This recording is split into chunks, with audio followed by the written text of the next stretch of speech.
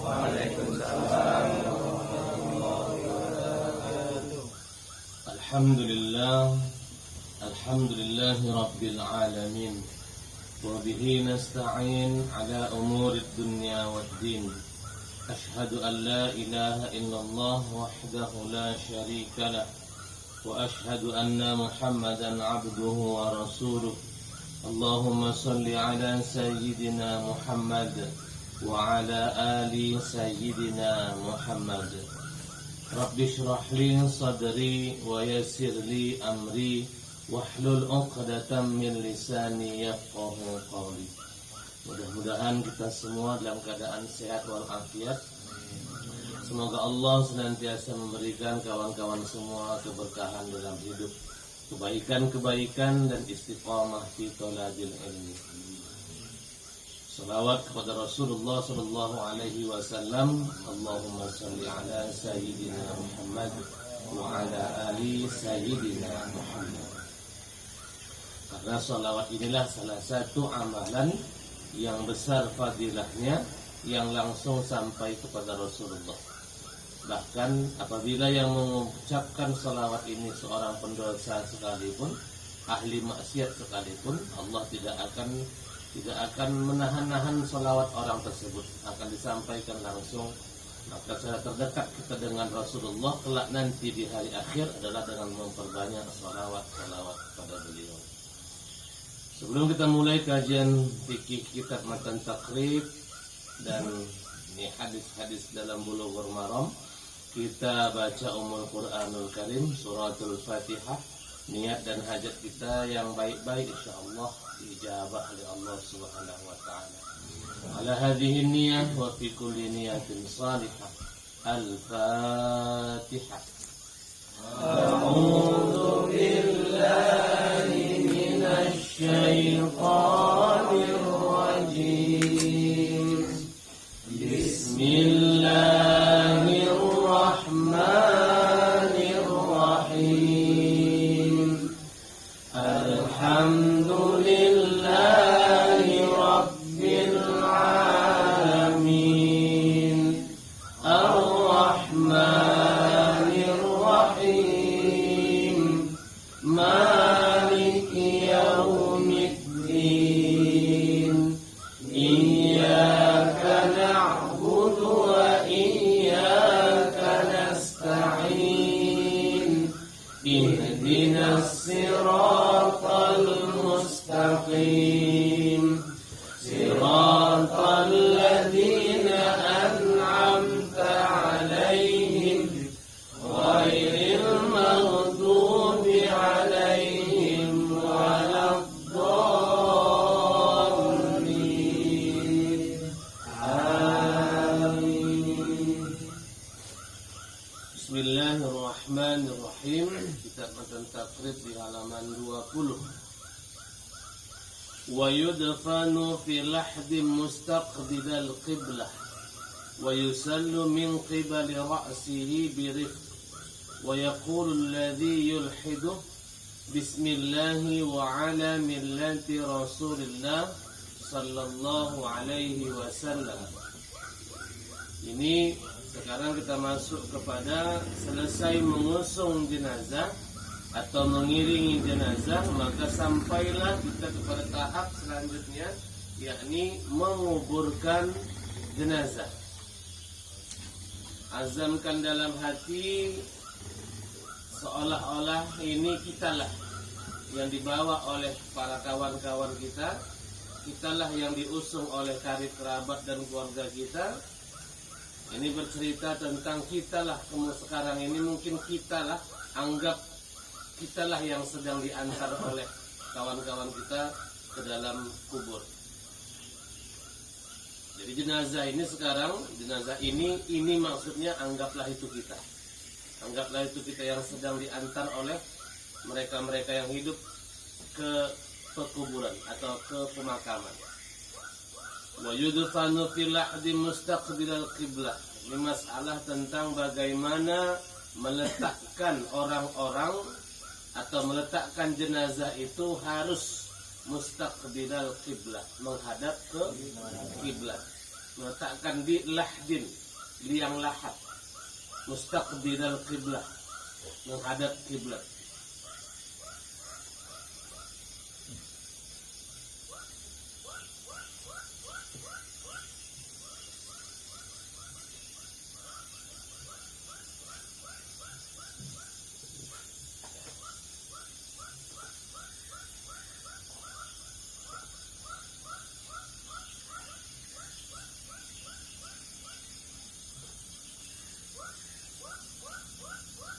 ويسل من قبل رأسه برفق ويقول الذي يلحده بسم الله وعلى ملة Rasulillah. Itu berhubungan dengan hadis Rasulullah yang diriwayatkan dari Ibnu Umar radhiyallahu an. Beliau berkata, "Idza wada'tum," kata Rasulullah, "mautakum fil qubur faqulu bismillahi wa ala millati Rasulillah." Apabila kamu meletakkan orang-orang ke dalam kuburannya, mulai diletakkan, mulai diantarkan, itu meletakkannya, maka ucapkanlah memasukkan jenazah itu, bacalah doa Bismillahi wa ala millati Rasulillah sallallahu alaihi wasallam. Dan disambung lagi, Allahumma ftah abwabas sama li ruhi wa akram nuzulahu wa wasi' madkhalahu wa wasi' lahu qabrahu. Itu ada. Tapi yang dibaca hanya Bismillahi wa ala millati Rasulillah. Artinya apa? Dengan menyebut nama Allah. Bismillahi, dengan menyebut nama Allah, dan dengan agama yang dibawa oleh Rasulullah. Bismillahi wa ala millati Rasulillah. Doanya. Dia meletakkan jenazah dalam kubur, dibaca doa. Ada doanya. Bismillahi wa ala millati Rasulillah. Dengan nama Allah dan atas agama millah yang dibawa oleh Rasulullah. Dengan nama Allah, ini doanya. Jadi kalau kawan-kawan memasukkan jenazah kerabat-kerabatnya dalam kubur, bacalah doa ini sesuai dengan hadis Rasulullah dan Ibnu Umar. Dengan nama Allah dan dengan agama yang dibawa Rasulullah. Apa itu? Apa namanya? Apa agama yang dibawa Rasulullah? Islam. Hidup dalam Islam dan mati pun dalam keadaan Islam. Wala tamutunna illa wa antum muslimun. Dibaca. Ketika memasukkan ke liang lahat, dibacakan.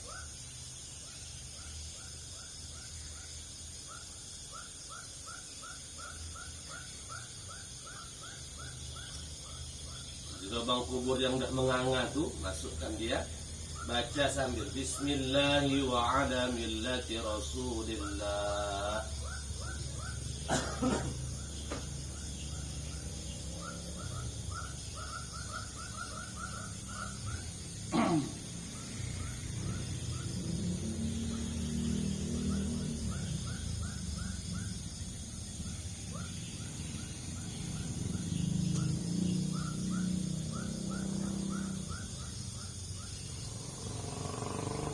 Kepalanya, wajahnya itu menghadap ke arah kiblat. Tak sampai Allahumma ftah abwabas sama li ruhi, ya Allah bukakanlah pintu-pintu langit bagi ruh ini. Tidak sampai begitu, namun sangat dianjurkan sunnah untuk membaca, memasukkan jenazah ke dalam liang lahat dengan membaca Bismillahi wa ala millati Rasulillah. Itu dibaca. Jangan main masukkan aja.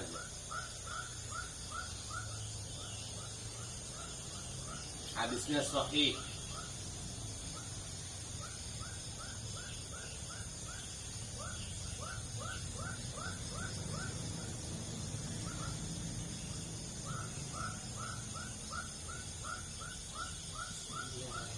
Berapa orang biasa dalam kubur? 3 ya.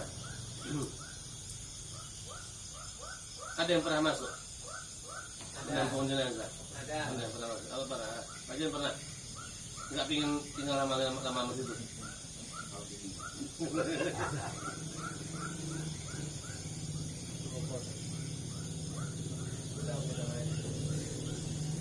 Dan setelah masukkanlah jenazah, dibaca doa Bismillah wa ala millat Rasulillah, maka hadapkanlah wajah itu ke arah kiblat, kan gitu, hadapkan ke arah kiblat.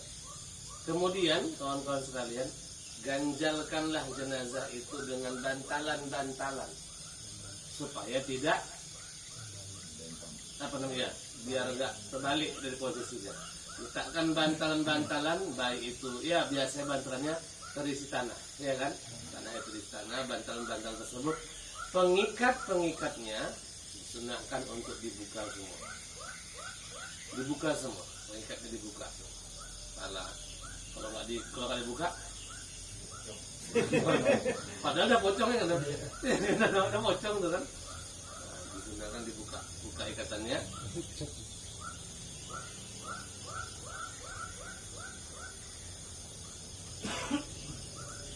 Setelah itu biasanya kalau menguburkan jenazah menggunakan peti bagi muslim, ada yang tahu hukumnya apa? Hukum asalnya? Kalau kita biasanya pakai apa? Yang lahat. Kalau pakai peti, ada pakai peti. Kalau pakai peti itu hukum asalnya makruh. Hukum asalnya. Iya, itu hukum asal. Biasanya kan ada air-air yang apa itu. Nah, kalau yang ada air-air itu malah diajukan pakai peti. Hukum asalnya normal kayak gini kan pakai peti makruh. Hukumnya makruh. Habislah kehidupan awak di dunia, masuklah ke tanah. Masuk ke tanah, kemudian dikuburkan. Setelah dibukakan tali-tali semua, maka dikuburkan. Dikuburkan dengan cara, juga ada cara. Tidak ada sembarangan cara. Waktu mulai menyapukan tanah yang di atas bekas galian kubur tadi, menyapukan ke jenazah, jangan langsung ke jenazah, tapi di mana?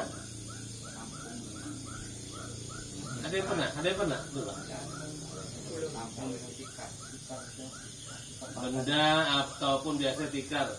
Namun dengan tikar di sebelah sisinya ini, masukkan, lepaskan supaya jangan sampai menyakiti jenazah.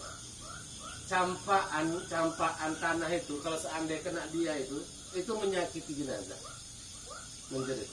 Kata Rasulullah SAW, siapa yang menyakiti jenazah, maka sama seperti menyakiti aku.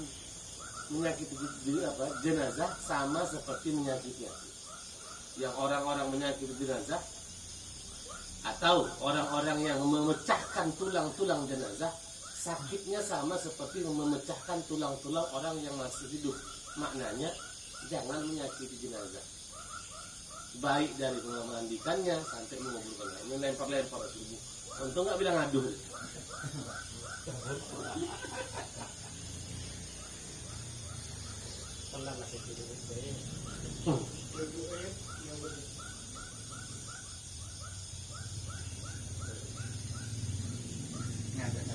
Ya.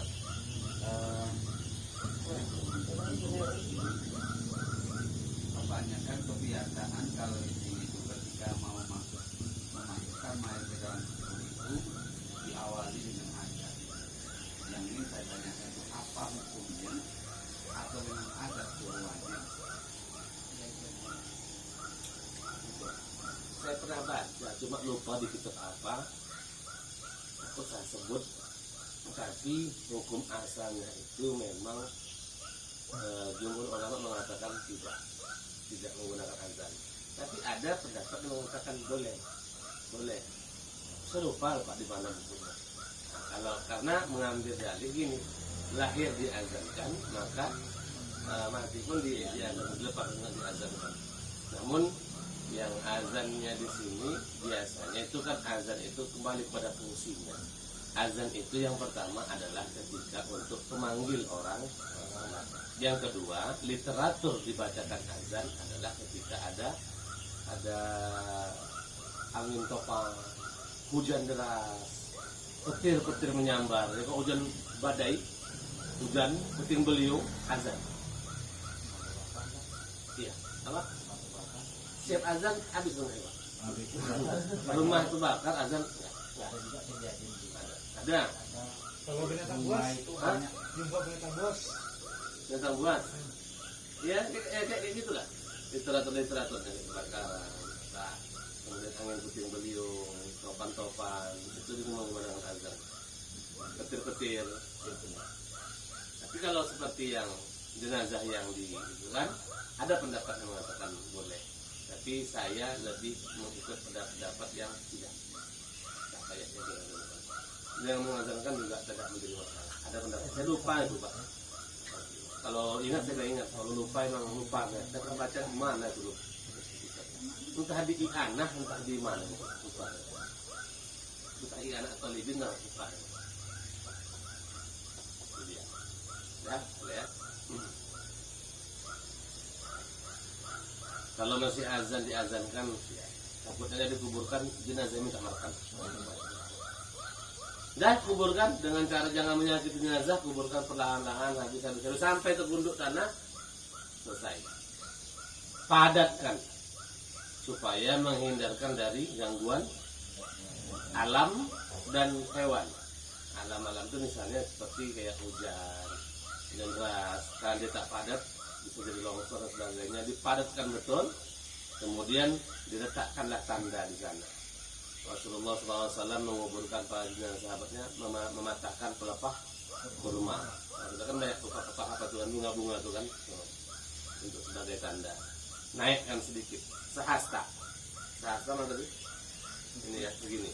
Naikkan dari permukaan tanah, gundukan, dibuat gundukannya. Itu dia.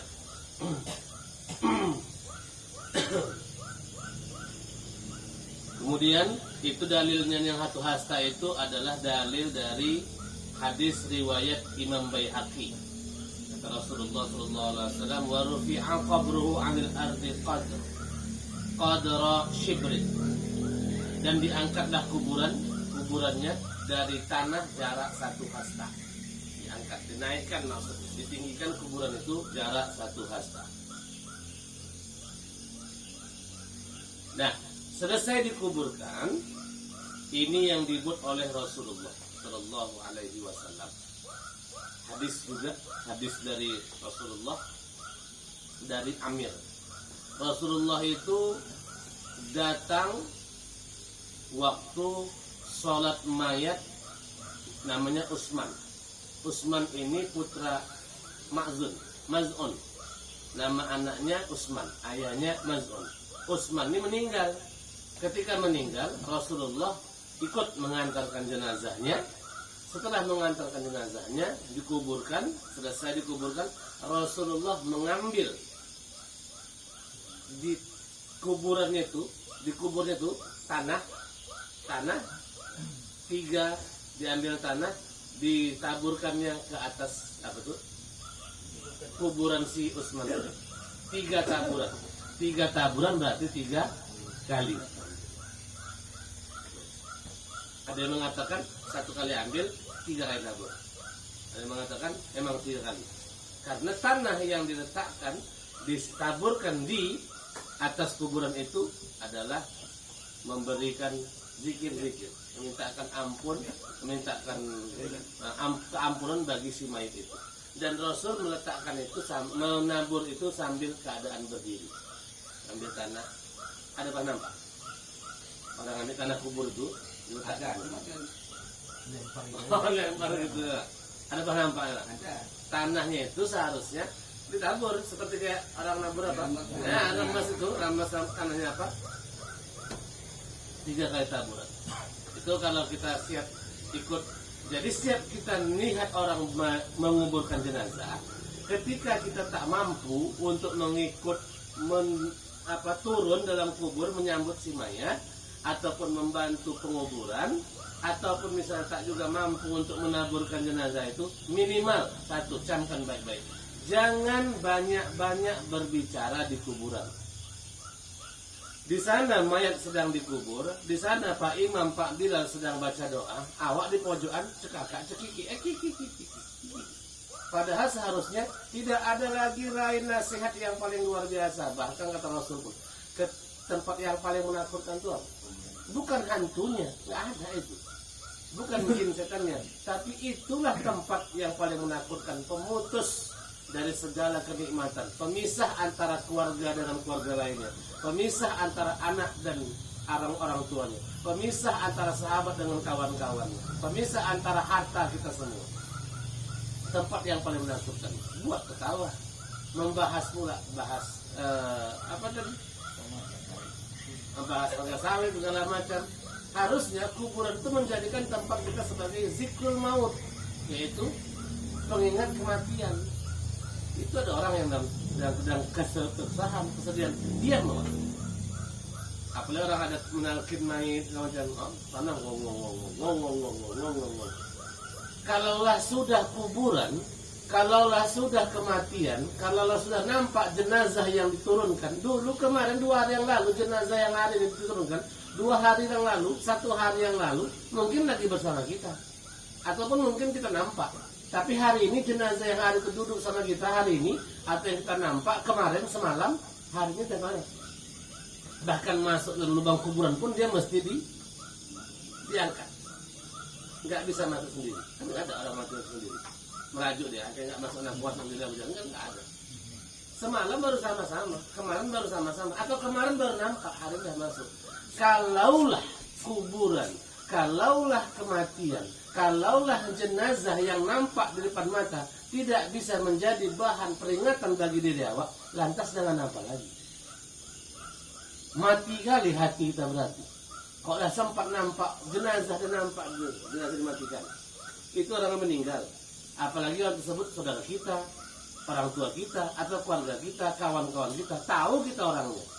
Tak juga menjadi bahan peringatan untuk awak, minimal di area pekuburan itu. Lantas dengan cara apa lagi? Allah nak ingatkan kita. Bahasanya, kan besok bakal masuk ke sana. Kalau hari ini yang duduk di atas ini, kalian bakal masuk ke sana. Kalaulah tak sempat jadi bahan peringatan. Dikuburkan. Ditaburkan tanah sebanyak 3 taburan. Itu yang dibuat Rasulullah Shallallahu Alaihi Wasallam. Ada doanya enggak? Tidak? Ada doanya enggak? Doanya tidak. Doanya mau doa apapun bebas. Mubah itu kemubahan. Sunnah yang doanya tidak dibaca oleh Rasul karena itu mubah. Allahumma ighfir lahu warhamhu wa'afihi wa'fu anhu, atau seandainya. Tapi nanti ada doa khusus seperti talqin, dan itulah dalil talqin mayit. Talqin mayit pernah orang talqin kan? Lakinu mautakum, kan gitu kan? Lakinu talqin itu apa artinya? Ajarkan orang yang memati la ilaha illallah. Ketika nanti dikuburkan juga ada talqinannya. Jadi itu salah satu dalil penguat untuk bahasanya talqin itu memang ada. Kalau yang beranggapan talqin itu nggak ada, tidak apa-apa. Jangan saling salah menyalahkan. Dah.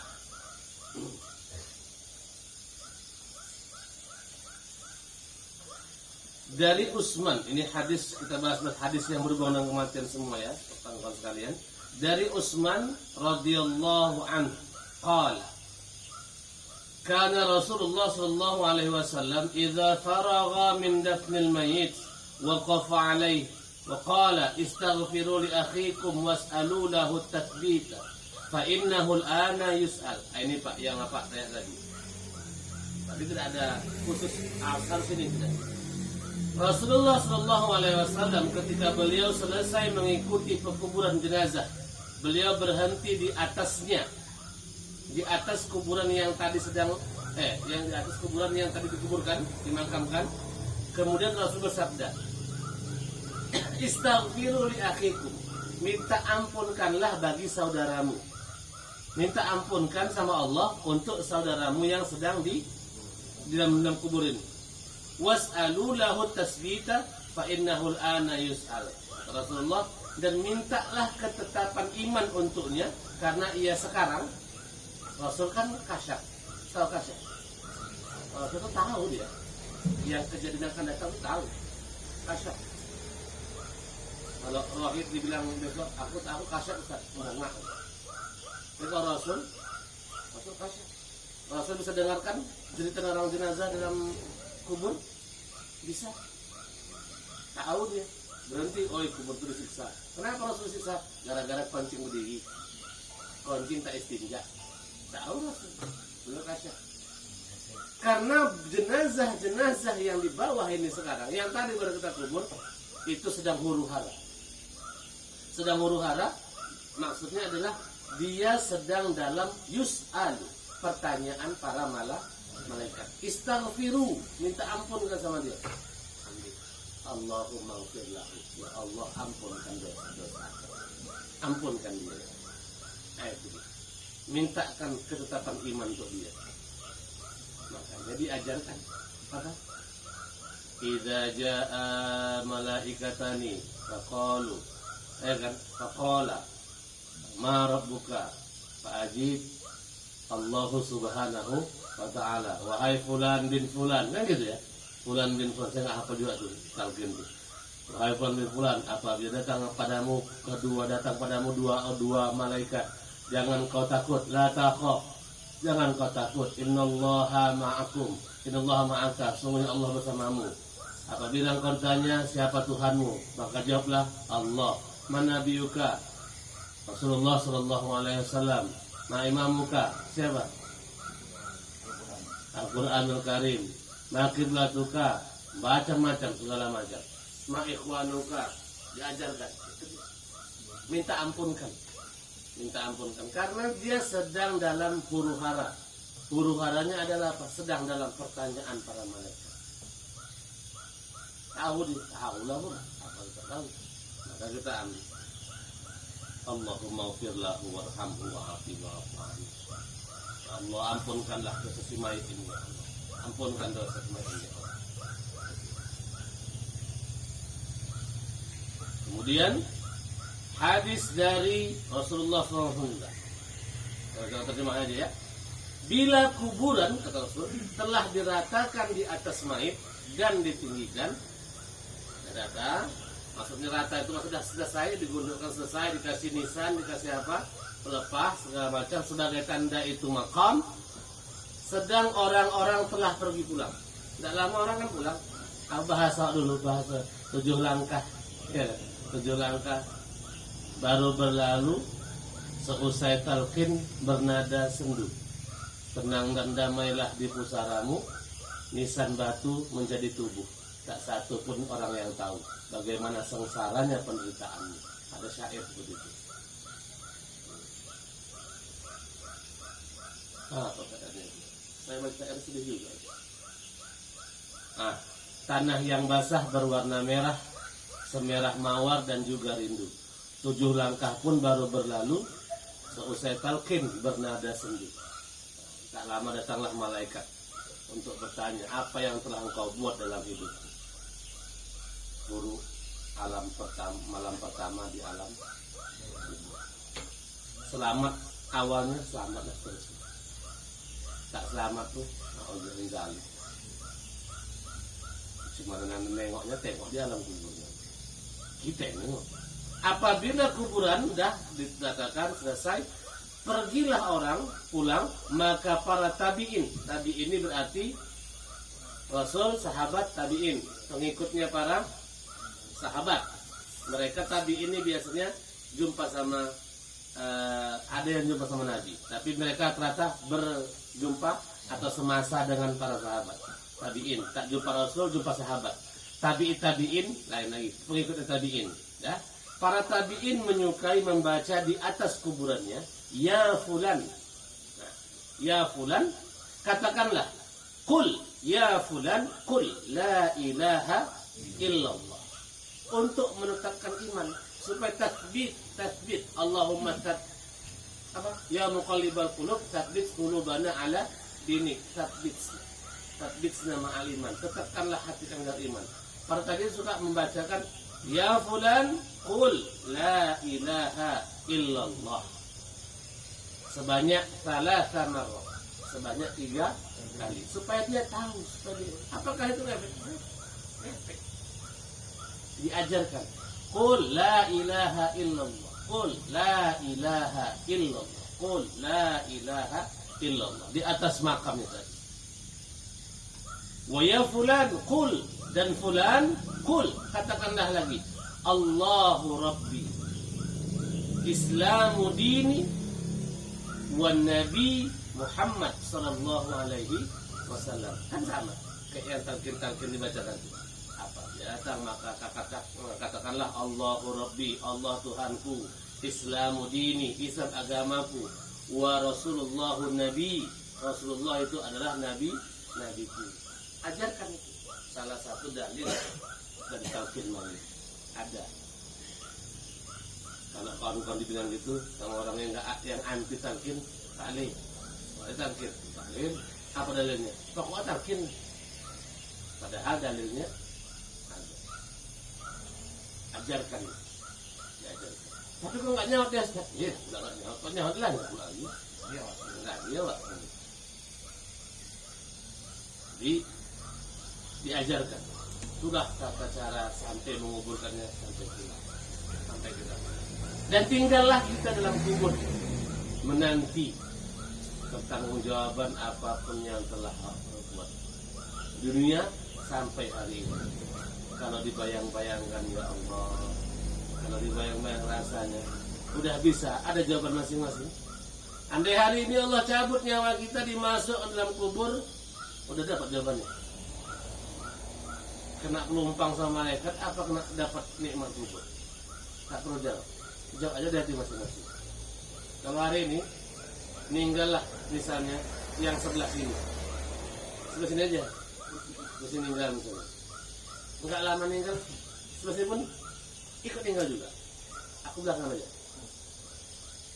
Semua kita hari ini andai Allah cabut masuk dalam kubur, lebih yakin mana?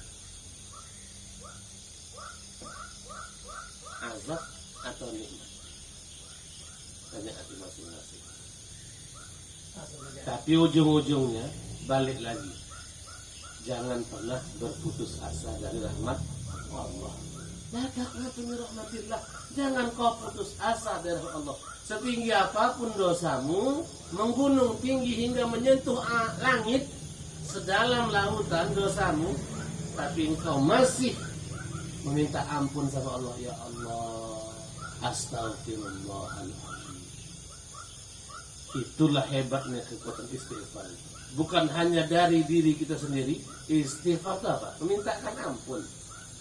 Kalau istighfar awak sendiri, awak yang minta ampun. Ketika awak mati, saudara kita, istaghfiru li akhikum, mintakan ampun. Berarti apa? Doa-doa kita pun insya Allah diijabah sama Allah. Salah satu kelebihan kawan-kawan soleh itu adalah apa? Doanya dekat sama Allah. Doanya insya Allah dimakbulkan. Mungkin bukan dari mulut saya, mungkin bukan dari mulut Pak Samad, bisa jadi dari mulut Pak Izal, dari dai, mungkin dari lisan kawan-kawan awak itulah doa kita yang dikabulkan Allah. Jadi bahan renungan itulah seandainya itu kita. Kisah kita pun habis. Siapa yang kenal Bang Partok lagi? Cuma kenal tiap tahun. Cuma kenal di keluarga, oh ada keluarga namanya ini. Siapa yang kenal Sidi lagi? Siapa yang kenal Mas Tito lagi? Sehari 2 hari iya kenal. Masih ingat kawan-kawan pada sedih. 2 bulan, 3 bulan, 4 tahun, 5 tahun. Akhirnya apa? Semuanya bekerja atau hidup dengan aktivitasnya masing-masing.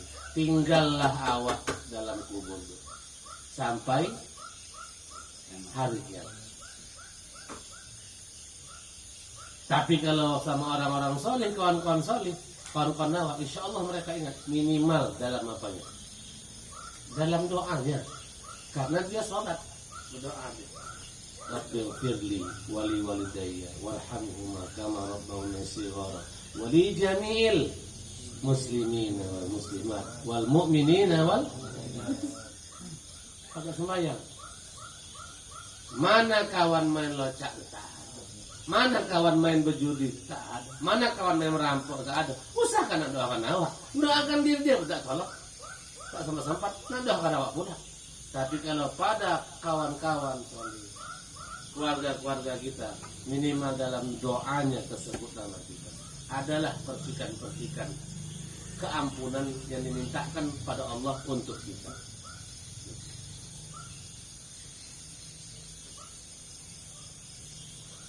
Makanya jangan silau-silau kali sama dunia ini lah. Kalau yang saya ceritakan kemarin, ada guru Imam Asy-Syafi'i yang saya ceritakan kemarin waktu di masjid, namanya Sufyan Ats-Tsauri. Siapa namanya? Sufyan Ats-Tsauri. Sufyan Ats-Tsauri ini khumul. Khumul itu artinya tak terkenal. Tak terkenal. Tapi ulama besar. Ulamanya para ulama. Gurunya para guru. Seperti maksudnya. Para guru belajar sama dia. Kiainya para kiai. Syekhnya para syekh. Itu kalau dalam guru kami dapat julukan itu. Waktu kami belajar sama beliau, salah satu ulama Al-Wasliyah, Kiai Haji Hafiz Yazid, itu ulamanya para ulama, gurunya para ustaz. Para ustaz belajar sama beliau. Meninggal. Ulama besar Wasliyah itu, Kiai Haji Hafiz Yazid. Ustaz Somad pun sempat belajar sama beliau. Ngajar tauhid, ngajar hadis, para guru-guru dan dia. Zaman itu namanya Sufyan Ats-Tsauri, gurunya Imam Asy-Syafi'i. Khumul, tak terkenal. Yang kenal siapa? Ya murid-muridnya. Dia terkenal hanya di kalangan murid-muridnya aja. Ibaratnya kalau Ilham duduk sini, ya kenal Ilham siapa? Ya murid-muridnya aja. Enggak terkenal lah. Kalau bahasa apa? Low profile, santai, tak kenal. Pernah dia satu sekali mengirimkan surat kepada Imam Malik yang sama-sama juga merupakan guru Imam Asy-Syafi'i. Ditulisnya surat, Imam Malik, jangan kau tergoda sama dunia. Kau ulama, tapi kau punya kereta kencana. Jangan silau sama dunia. Itulah hebatnya ulama dulu.